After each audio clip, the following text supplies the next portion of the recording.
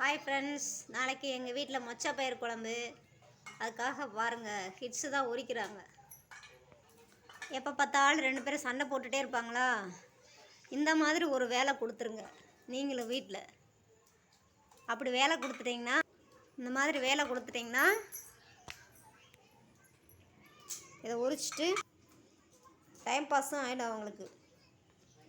நம்மளுக்கும் மொச்சப்பயிறு உரித்து கொடுத்துருவாங்க. அப்புறம் நாளைக்கு காலையில் குழம்பு வச்ச பின்னாடி நாங்கள் உரிச்ச குழம்பு அப்படின்னு சொல்லிவிடுவாங்க அவங்களே.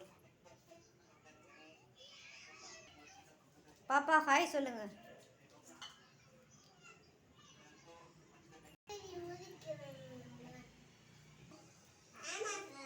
மற்ற நேரம்லாம் சண்டை போடுறதுக்குலாம் பேச தெரியும் பாப்பாவுக்கு.